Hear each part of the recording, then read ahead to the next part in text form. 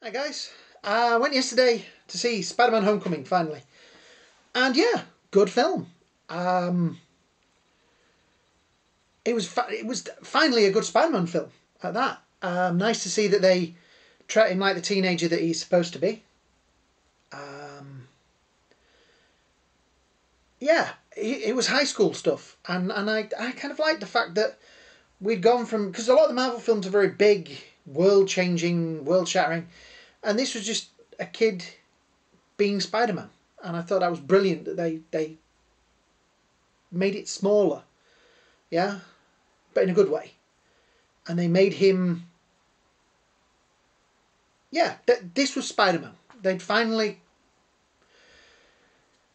Tobey Maguire was terrible as Spider-Man. He was just permanently crying or upset or and just so depressing. Andrew Garfield he got it right. He was just in two bad, well, not two bad films. The first one was okay, but two iffier films. The second one's terrible. Sorry, but this was a really nice portrayal, and the way that he interacts with the way the whole film interacts with the rest of the Marvel universe is really, really clever. I like the fact that Stark was in there as a mentor, and they did a little bit of humour with that, and that was it. The humour was right.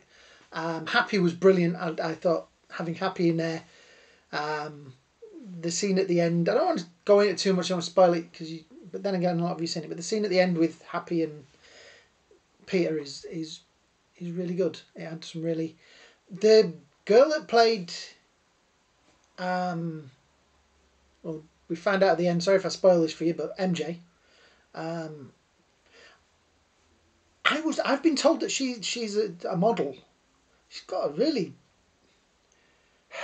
She's got an interesting face. Put it that way. I'm not going to say ugly because she's not ugly. Don't get me wrong, but she's just got a real.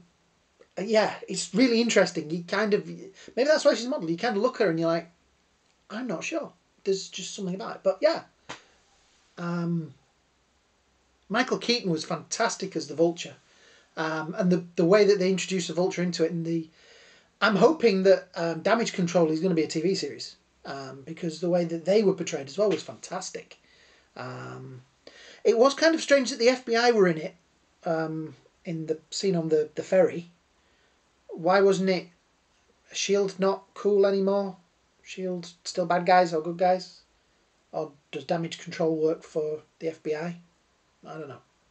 Help me out with that one. These modern comics, I get a bit confused.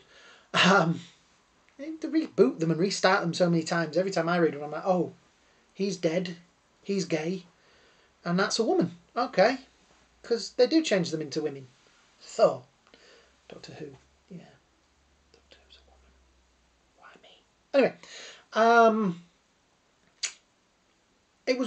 I would, on a scale of 1 to 10, I would give it a.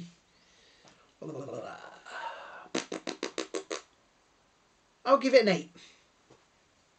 Wasn't perfect. There was little things, but not enough to make it go. It's the great thing about the Marvel films. There isn't a bad one. I wouldn't say it's as bad as things like Thor: Dark World. Nowhere near as bad as that. I would put it on the same level for me as, say, Doctor Strange. One of the middle tier. Yeah. As a Spider-Man film, it's a 10. In with all the other Spider-Man films. But in the Marvel universe so far, I would give it a, yeah. So yeah, really go out and see it. There is one thing, right, and this is a bit odd, and I hope you've stayed on to listen to this. But when there's the incident with the ferry, don't want to spoil it for those of you who haven't seen it. But when there's the incident with the ferry, and the armor turns up, Tony gets out of it, and he says the phrase something like, "After what happened tonight," but it's daylight around them. And the ferry's incident is in daylight. You know the ferry incident because you've seen it in the trailer, so I can't spoil it for you. But and the bit with him getting out of the armor's in the trailer. But he says about the, and it was kind of like, okay, why does he say tonight? Was it supposed to be a night scene and they made it a day scene? Because it's really weird in the trailer as well. The aircraft at the end, you do see them sort of Vulture and Spider-Man fighting on it. It hasn't got the cloaking device thing on it on the trailer, but it has in the film. So, yeah, different. I do like the bit. I do like the thing that they're going, obviously, maybe for a different villain. They stayed away from the Green Goblin, which is fantastic. They stayed away from Venom. I don't think Venom can work in the Marvel universe at the moment. It needs life. Google why I said that.